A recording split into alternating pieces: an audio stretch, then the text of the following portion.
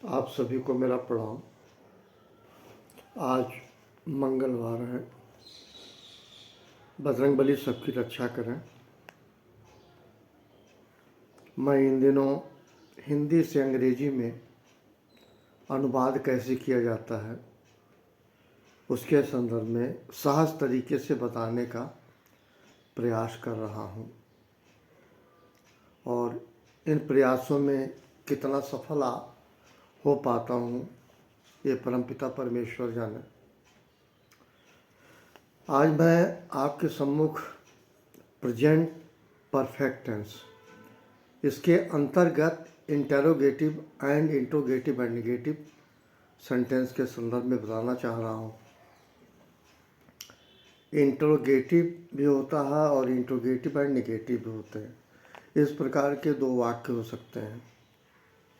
मैं सबसे पहले जो गोल्डन रूल है वो बताऊं कि अकॉर्डिंग टू सब्जेक्ट सबसे पहले हैज या हैव का प्रयोग होगा, देन सब्जेक्ट आ गया।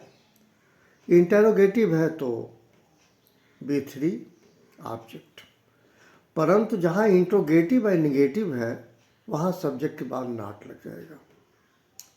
तो कुछ इस तरह से है।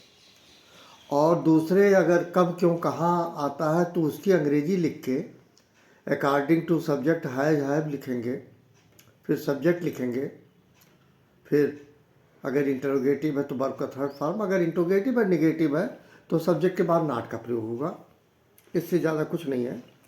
मैं ट्रांसलेशन बताने की कोशिश करता हूँ। Interrogative and negative.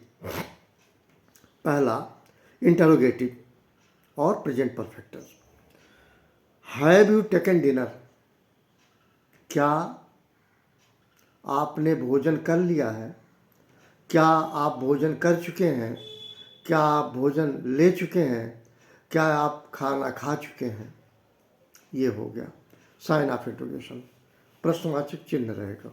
दूसरा, has she written a letter, उसने मतलब स्त्रीलिंग फीमेल, क्या उसने एक पत्र लिखा। Has she written a letter.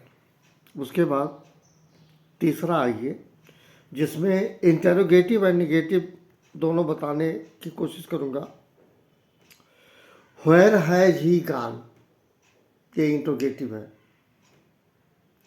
और एक है why have you not gone, मतलब उन्हीं एक सेंटेंस को कि कहाँ वह गया है, ठीक है, कहाँ वो जा चुका है। और ये है क्यों आप गए हो, ये क्यों आप नहीं गए हो, क्यों आप गए हो, क्यों आप नहीं गए हो। अगर इसको दोनों अलग अलग बताएं, why have you gone, why have you not gone, sign of interrogation. Now next is teacher. Has the teacher come to school,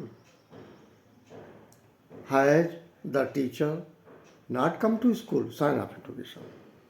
उसके बाद एक और आया है how has he done this work, sign of interrogation.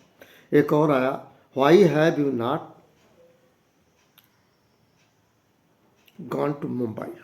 ये कुछ बातें थी जो प्रेजेंट परफेक्ट टेंस के अंतर्गत इंटरोगेटिव एंड नेगेटिव। बस दिमाग में रखिएगा, हैज है पहले, अगर कब क्यों कहाँ है उसका अंग्रेजी उसके पहले, फिर हैज है, फिर सब्जेक्ट, फिर सब्जेक्ट के बाद अगर इंट्रोगेटिव एंड नेगेटिव है तो नॉट लगाएं, अगर ये केवल इंट्रोगेटिव है तो B3। This is all about today. Wish you very happy day to all of you. Thank you.